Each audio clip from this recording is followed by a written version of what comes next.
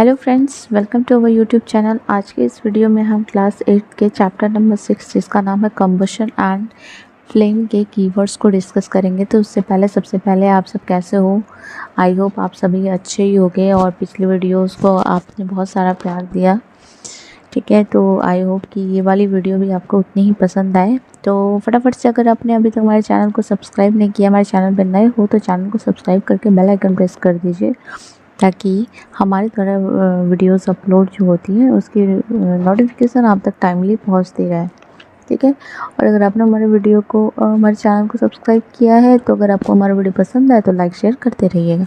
बीच में कोई भी क्वेरी हो तो आप इसलिए कमेंट बॉक्स में कमेंट करके पूछ सकते हो, आपको वहाँ पे उसका आंसर मिल जाएगा। ठीक है, तो चलिए बिना देर के स्टार्ट करते हैं आज के कीवर्ड्स को। फर्स्ट कीवर्ड है acid rain. What is acid rain? Oxides of sulfur and nitrogen dissolve in rain water and form acids। ठीक है, जो सल्फर के ऑक्साइड होता है, सल्फर का ऑक्साइड मतलब सल्फर डाइऑक्साइड, नाइट्रोजन का ऑक्साइड, ये सब जब रेन वाटर में डिज़ोल्व हो जाते हैं। ठीक है, हमारे एटमॉस्फेयर में क्या होता है, बहुत सारा पॉल्यूशन हो जाता है। उस पॉल्यूशन में सल्फर डाइऑक्साइड, नाइट्रोजन के ऑक्साइड, कार्बन डाइऑक्साइड, ये सारे तीन प्रकार के जो गैसेस होती हैं वो हमारे एटमॉस्फेयर में प्रेजेंट हो जाती हैं पॉल्यूशन के रूप में। ठीक है, तो फिर उसके बाद जब बारिश होती है तो उस बारिश में जो रेन वाटर होता है वो उसके साथ मिक्सअप हो जाती हैं। मिक्सअप होने के बाद वो एसिड बन जाती हैं। Such rains is called acid rain. ऐसे रेन को एसिड रेन कहा जाता है। आपने सुना होगा कि लोग बोलते हैं कि पहली बारिश में नहीं नहाना चाहिए वरना स्किन में फोड़े होने लगते हैं। क्यों? क्योंकि उस टाइम एटमॉस्फेयर में जो भी गैसेस होती हैं फर्स्ट टाइम वो रेन में रिएक्ट करती हैं और एसिड रेन के फॉर्म में हो जाती है। तो पहली बारिश काफ़ी ख़तरनाक होती है। ये जो सल्फ़र है, सल्फ़र का ऑक्साइड मिलकर सल्फ्यूरिक एसिड बनाता है, नाइट्रोजन का नाइट्रिक एसिड बनाता है और जो कार्बन डाइऑक्साइड है वो कार्बनिक एसिड बनाता है। ये तीन मेन टाइप के एसिड्स होते हैं जो एसिड रेन में पाए जाते हैं। It is very harmful for crops, building and soils and aquatic life.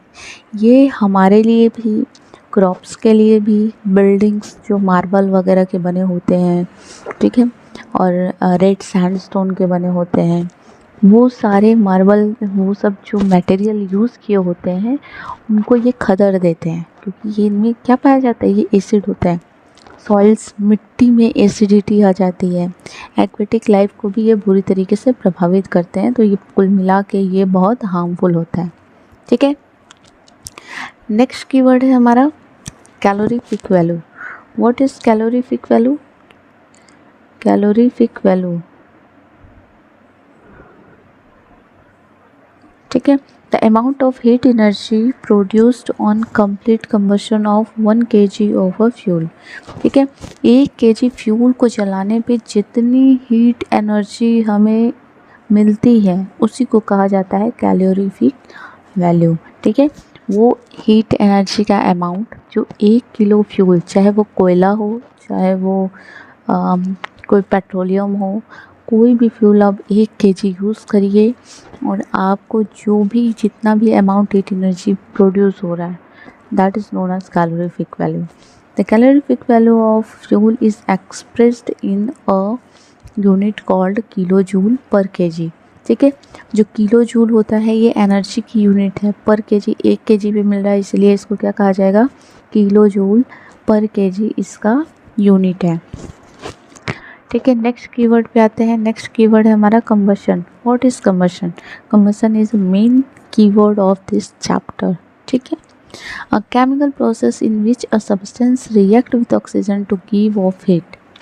ठीक है, ऐसा केमिकल प्रोसेस जिसमें किसी भी सब्सटेंस को ऑक्सीजन के साथ रिएक्ट करा दिया जाता है हीट देने के लिए, तो उसको क्या कहा जाता है, कंबशन। इन अदर वर्ड आप ये कह सकते हो कि किसी भी चीज़ का जो जलना होता है जिसमें हीट और लाइट प्रोड्यूस हो, हीट या तो लाइट प्रोड्यूस हो, उसको क्या कहा जाता है, कंबशन कहा जाता है।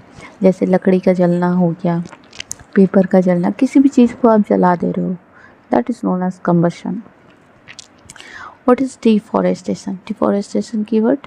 Cutting down the trees over a large area in the forest is called deforestation.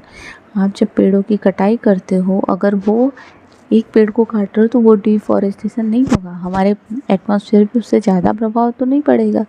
लेकिन अगर आपने वो पूरे लार्ज स्केल पे कर दिया, पूरा का पूरा फॉरेस्ट साफ कर दिया कई स्क्वायर मीटर में, ठीक है, कई फीट स्क्वायर में कर दिया, that is known as deforestation. पेड़ों की कटाई लंबे पैमाने पे, बड़े पैमाने पे, ठीक है, तो उसको क्या कहा जाएगा? डिफॉरेस्टेशन। ठीक है, नेक्स्ट कीवर्ड है हमारा explosion. What are explosion? Explosion means धमाका। A sudden reaction takes place with evolution of heat, light and sound. ठीक है, ऐसा सडन रिएक्शन, ऐसे किसी भी चीज़ में अचानक से रिएक्शन हो जाए और जिसमें हीट भी प्रोड्यूस हो, लाइट भी प्रोड्यूस हो, साउंड भी प्रोड्यूस हो। जैसे फॉर एग्जांपल पटाखे को देख लो आप, क्रैकर जो होते हैं, क्रैकर जब फटते हैं तो उसमें लाइट भी दिखाई देता है, साउंड भी आता है, और साथ में अगर वो हाथ में लग गया तो काफ़ी हाथ बर्न कर जाता है, इसका मतलब उसमें हीट भी है। A large amount of gas formed in this reaction, इसमें बहुत धुआं सा दिखाई देता है क्योंकि वो लार्ज अमाउंट ऑफ गैस उसमें इमिट होती है। Such reaction is called explosion, उसी को क्या कहा जाता है? एक्सप्लोजन कहा जाता है। What is flame? Flame, next keyword, a flame is the visible and gaseous form of fire. Flame क्या है? ये दिखाई देता है हमें, और ये फायर का गैसियस फॉर्म है जो हमें जलता हुआ दिखाई देता है। When the fuel vaporized and burns it off a flame, जो फ्यूल होता है जब वो वेपराइज होने लगता है जलने के बाद तो वो जल उठता है, और वो जल उठता है तो वो एक फ्लेम के फॉर्म में आ जाता है। ठीक है, क्लियर है? आई होप आप लोगों को सब समझ में आ रहा होगा। अगर आपको ना समझ में आ रहा हो, कोई भी डाउट है, या तो अगर आप कोई भी सजेशन भी मुझे देना चाहते हैं तो आप इजीली बेझिझक कमेंट बॉक्स में दे सकते हैं। ठीक है, नेक्स्ट कीवर्ड है फायर एक्सटिंग्विशर। फायर एक्सटिंग्विशर आपने देखा होगा, जिसको अग्निशामक कहा जाता है हिंदी में। किस लिए होता है? क्योंकि अचानक से अगर किसी भी बिल्डिंग वगैरह में आग लग जाती है तो फायर एक्सटिंग्विशर यूज़ करके आग को बुझाया जाता है। ठीक है, fire extinguisher are use to control the fire by cut off the supply of air or to bring down the temperature of the fuel below the ignition temperature or both। ठीक है, fire extinguisher का क्या मतलब है कि आप देखिए कि कोई भी फ्यूल है, कोई भी फ्यूल तभी चलता है जब उसको ऑक्सीजन मिलता है। एक डब्बे में बंद कर दो किसी भी कैंडल को तो वो बुझ क्यों जाता है? क्योंकि उसको ऑक्सीजन की सप्लाई बंद हो जाती है। तो फायर एक्सटिंग्विशर भी सेम वर्क करता है। क्या करता है?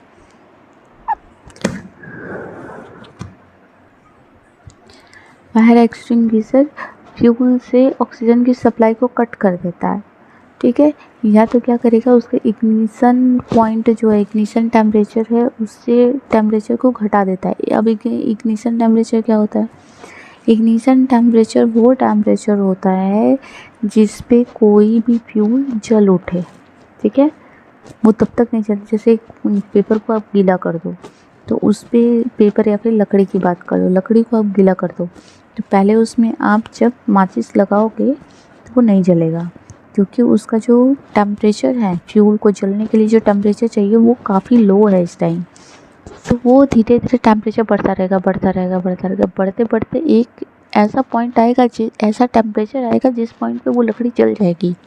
That is known as the ignition temperature of the wood. Okay, तो किसी भी फ्यूल का जो इग्निशन टेम्परेचर है उससे टेम्परेचर को कम कर देना, या तो दोनों काम है फायर एक्सटिंग्विशर कर देता है। What is fuels? Fuel is the next keyword. The source of heat energy for domestic industrial purpose such as wood, charcoal, petrol, kerosene, these substances are called fuels. Heat energy के लिए जो भी आप source use करते हो, चाहे वो domestic purpose के लिए हो, चाहे इंडस्ट्रियल पर्पस के लिए हो, ठीक है, उसको क्या कहा जाता है? फ्यूल। फ्यूल में क्या हो सकता है? लकड़ी हो सकता है, चारकोल हो सकता है, पेट्रोल, कैरोसिन, डीजल, एनीथिंग। ठीक है, जो हम जला के हीट एनर्जी प्रोड्यूस करते हैं, that is known as fuel. Next keyword है हमारा fuel efficiency. What is fuel efficiency? Fuel कितना इफिशियंट है, कितनी हीट एनर्जी दे रहा है। The fuel efficiency of a fuel is expressed in terms of its calorific value. ठीक है, वही चीज़ कि हीट एनर्जी कितनी दे रही है ये कौन बताता है, कैलोरीफिक वैल्यू बताती है।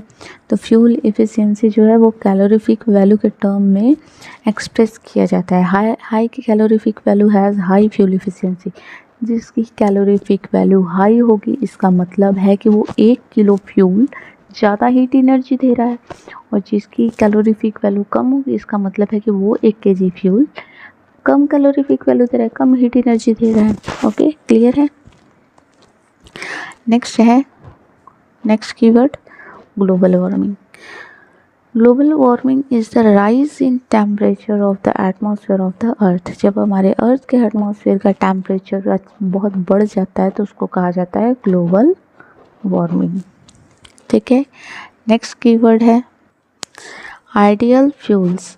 N ideal fuel is a cheap, rapidly available, readily combustible and easy to transport. ठीक है, आइडियल फ्यूल मतलब हम एक फ्यूल को जैसा चाहते हैं, तो ये चीप होता है, ये रेडिली अवेलेबल होता है, और ये कंबस्टिबल होना चाहिए, आसानी से जल जाए, इसको इजीली ट्रांसपोर्ट किया जा सके, और इसकी कैलोरीफिक मेन ये है कि उसकी कैलोरीफिक सबसे वैल्यू हाई होनी चाहिए।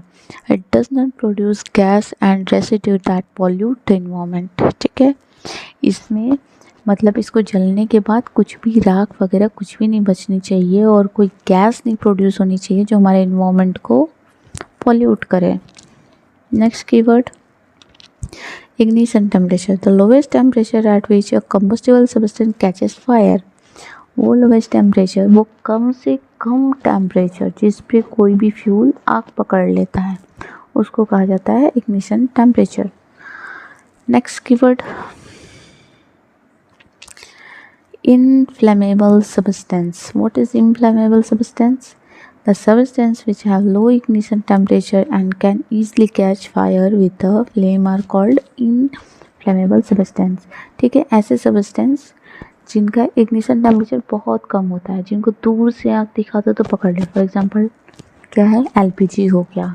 ठीक है, LPG के बाद आपका पेट्रोल हो गया। ठीक है, ये सब क्या है, इन सब का इग्निशन टेम्परेचर बहुत कम होता है, बहुत दूर से अगर इनको थोड़ी सी भी हीट मिल जाती है तुरंत आग कैच कर लेते हैं, तो इनको क्या कहा जाता है, inflammable substance. For example petrol, alcohol, LPG gas etcetera. ठीक है, आज के वीडियो में बस इतना ही। नेक्स्ट वीडियो में हम लोग डिस्कस करेंगे chapter 7 conservation of plants and animal के कीवर्ड्स को। ठीक है, तो हमारे साथ नेक्स्ट वीडियो के लिए बने रहिएगा ताकि आपको उसकी भी वीडियो जो है टाइमली मिल जाए। अगर आपने हमारे चैनल को सब्सक्राइब नहीं किया है तो फटाफट से सब्सक्राइब करके बेल आइकन प्रेस कर दीजिए। ओके, आज का वीडियो आपको हमारा कैसा लगा आप हमें कमेंट बॉक्स में कमेंट करके बता सकते हैं। अगर आपको हमारा वीडियो पसंद आया तो लाइक शेयर करिए। ठीक है, आज के वीडियो में बस इतना ही, मिलते हैं कल के वीडियो में। तब तक के लिए thank you, take care and good bye.